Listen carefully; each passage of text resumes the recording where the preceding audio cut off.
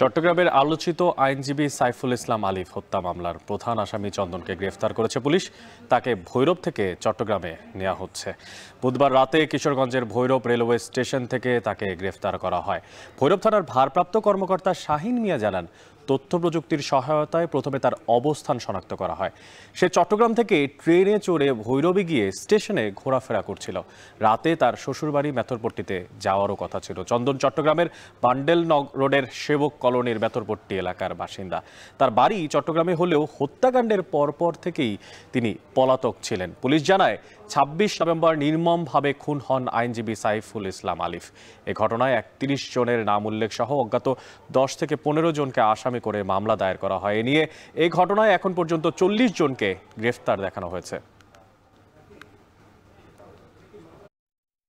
এই হত্যা মামলার ১ নম্বর এজাহার নামী আসামি চন্দন দাস, যিনি এই ঘটনার পর থেকে আত্মগোপনে চলে যান, গ্রেপ্তার এড়ানোর জন্য বিভিন্ন কৌশল অবলম্বন করে আমাদের কোতোয়ালি থানাধীন একটি বিশেষ টিম তাকে শুরু থেকে গ্রেপ্তারের জন্য প্রচেষ্টা চালিয়ে যায়।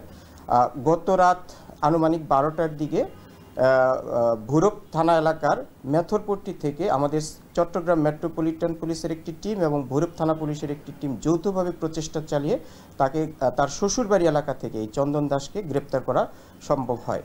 আমরা এই গ্রেপ্তারকৃত আসামির বিরুদ্ধে পুলিশের উপর আক্রমণের সংক্রান্ত আরেকটি মামলা রয়েছে, তাকে আমরা এখন নিয়ে আসছি। তার বিরুদ্ধে পরবর্তী যে আইনগত ব্যবস্থা সেটি নেওয়া হবে। দর্শক, যেমনটা বলছিলাম, আইনজীবী সাইফুল ইসলাম আলিফ হত্যায় যে অভিযুক্ত চন্দন, তাকে গ্রেফতার করা হয়েছে। সেই মামলায় আসলে চন্দনকে কিশোরগঞ্জের ভৈরব থেকে গ্রেফতার করে পুলিশ নিয়ে যাচ্ছে চট্টগ্রামের দিকে। সেই বিষয়ে কথা বলার জন্য চট্টগ্রাম থেকে যুক্ত আছেন সহকর্মী ফাইসাল করিম। ফাইসাল, জানাবেন যে চন্দনকে কখন নাগাদ চট্টগ্রামে আনা হতে পারে, আর আজকেই কি তাকে আদালতের সামনে তোলা হবে কিনা, কি তথ্য জানতে পেরেছেন আপনি?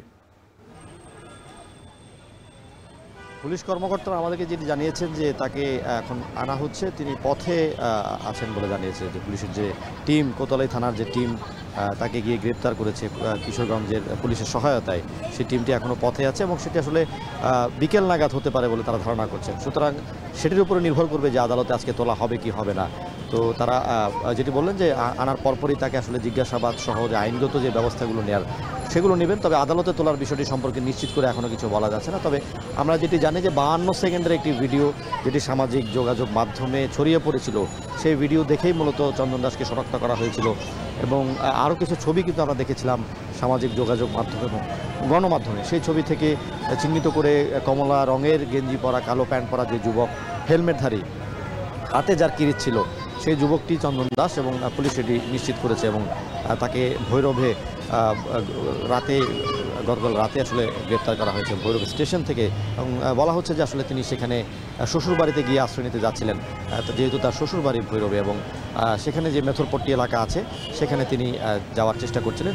তার আগেই পুলিশ গোপন সংবাদ পেয়ে তাকে ভৈরব স্টেশন থেকে গ্রেপ্তার করেছিল এবং মূলত তিনি চট্টগ্রামের কোতোয়ালি এলাকা, অর্থাৎ আমার থেকে প্রায় আধা কিলোমিটার দূরে যে মেথরপট্টি এলাকা আছে, পরিচ্ছন্নতা কর্মীরা যেখানে থাকেন সেখানকার একজন বাসিন্দা এবং তিনি নিজেও একজন পরিচ্ছন্নতা কর্মী।